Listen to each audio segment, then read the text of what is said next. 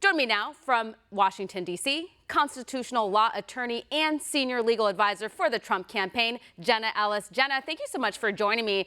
Jenna, I just wanted to get your reaction to everything that we have witnessed so far when it comes to the election night results and everything that's coming in today. Well, Stephanie, thanks for having me. And I think that we're in the situation that we've all been prepared for, but hoped wouldn't happen. Of course, we all hoped that there would be a landslide and that President Trump could declare victory last night. But we've seen that there are now some irregularities, to say the least, with some voting tactics, some of these ballots, some of these districts, and now states that are still swing states hanging in the balance. And so, today the campaign has released several statements about moving forward with ballot counting, recounting, and then also we're leaving all legal options on the table. President Trump has been very clear from the beginning of this race that he's committed to preserving and protecting the U.S. Constitution, our rule of law, and election integrity. How do you think the pollsters did this time? Because what we were told was that Biden was going to win in a landslide. This was going to be a giant blue wave. Obviously, what we've witnessed so far shows the opposite. Yeah, and so we've said all along, President Trump has said all along that the polls have been designed as suppression polls, and we're seeing that that's accurate. And it's very interesting watching the initial coverage last night. Some of the pollsters trying to sort of protect their reputations and say, "Oh, well, no, we predicted things a little differently. This could have happened," and kind of trying to walk back some of their earlier predictions, just like we saw in 2016.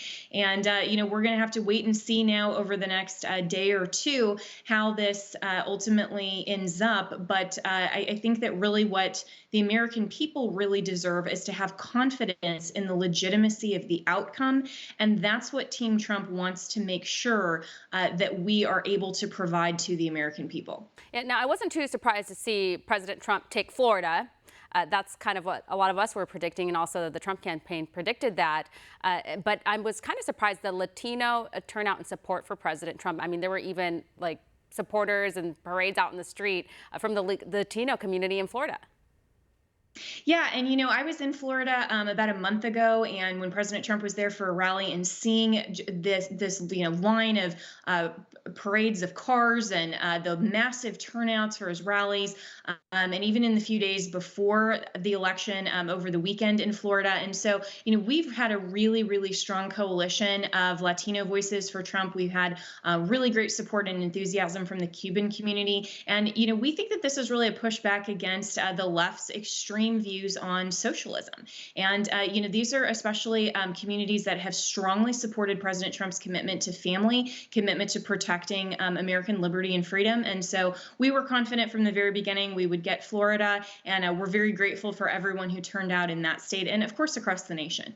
When it comes to Arizona, what do you think is going on there? Back in 2016, President Trump won with about 64,000 votes over Hillary Clinton.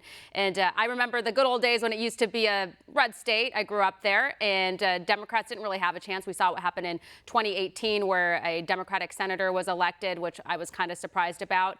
So what are your thoughts on that? Yeah, so I think that Arizona overall still is in play in the sense that I think it was a little bit early to call that for Joe Biden. But, we did see a loss for Martha McSally, which is, of course, unfortunate. So there are some changes in that state. And, that is really unfortunate. That's like my home state of Colorado. It used to be really, really red all growing up. And now that's flipped. But remember, Colorado was the first state or one of the first states that implemented universal vote by mail years ago. And so with Arizona, they've had vote by mail, but also with some of those ballots this particular election cycle, it remains to be seen whether or not there are some irregularities there as well. Yeah. What do you make of the Twitter censorship that's still happening right now? I'm looking at President Trump's Twitter feed, and there's just a bunch of blurbs here. It says some or all of this content shared in this tweet is disputed. I think it's pretty outrageous that Twitter is censoring the President of the United States.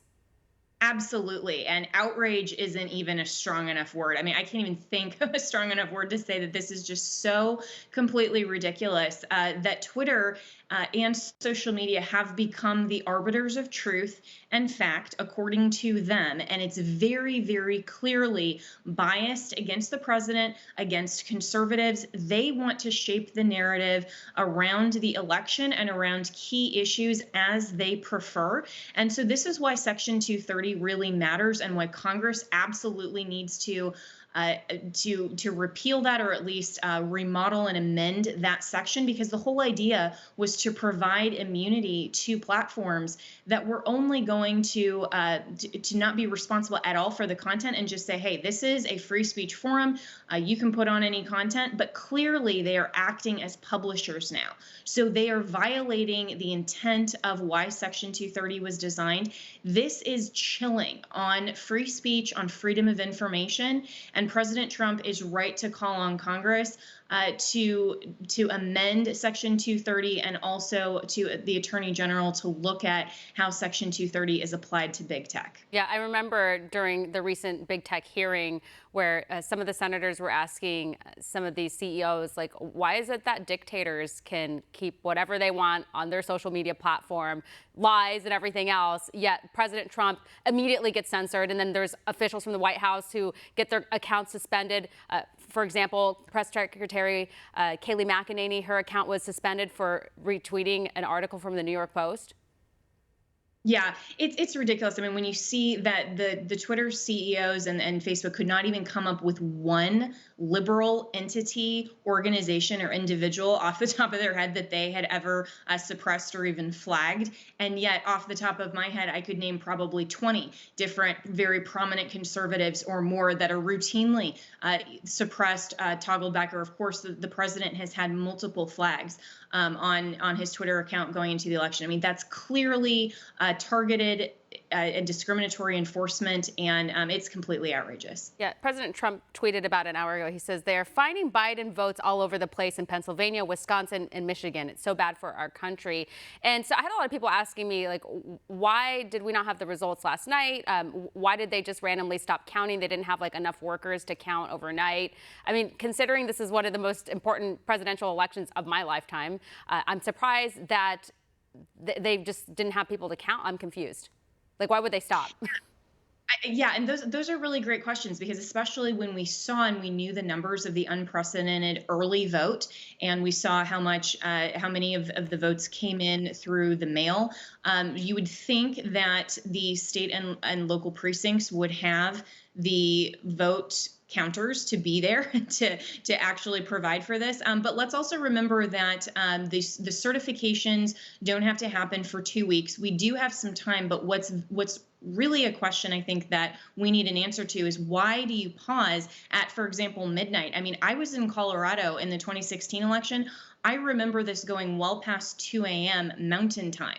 And when you're saying, it's midnight on the East Coast and we're just stopping ballot counting, there's something going on with that. And I think that that's a legitimate question to say, why then are you picking that up in the morning? And then all of the sudden you have ballots, for example, that then go 100% to Joe Biden because you found those. I mean, those types of questions, those types of irregularities, I think are very significant and things that the American people deserve answers to, and to make sure that there is nothing that's actually fraudulent going on, because it's definitely suspicious. Yeah, well, I mean, we've been talking about voter fraud concerns on this show for months, and President Trump has been talking about it pretty much almost every single day, alerting people, especially reminding people to come forward if they see or hear anything that's suspicious when it comes to voting. And pretty much almost every single day on this program, I've been showing local news reports of random things like ballots that were already bubbled in for Biden, or the ballots that were found in a ditch that happened to all be for Trump. It seems like the voter fraud issues only seem to go one way. Yeah, isn't that also interesting? Yeah. Because course, these types of situations that President Trump has been the one to be the sounding alarm to say we need to make sure to protect election integrity. And so for the Biden camp, wanting to say that, oh, this is voter suppression, this is, anything else, but the president making sure to preserve election integrity for all. You would think that as the United States of America, the one thing we could all agree on is that we want our elections to be free and fair, and that we want to make sure that no American is disenfranchised by either voter fraud or voter dilution. And President Trump is committed to fighting for that. And the Democrats clearly are not. Yeah, his Trump supporters, the ones I've talked to who've been texting me and emailing me, asking me what's going on, they hope that whatever it is, if there is voter fraud involved, that the Trump administration, President Trump, will get to the bottom of it, because we deserve free and fair elections in this country. That's what makes us a great democracy. This is what separates us from third world countries. And so they want to make sure that President Trump doesn't give up. Yeah, absolutely. And we have the Lawyers for Trump Coalition. We have our Election Day integrity teams that have been on the ground, and we're certainly looking over all of that. And so that's why all legal options are on the table. And the president is very much committed to fighting for election integrity and making sure to preserve fundamental fairness. Well, Jenna, thank you so much for your insight. We really appreciate it.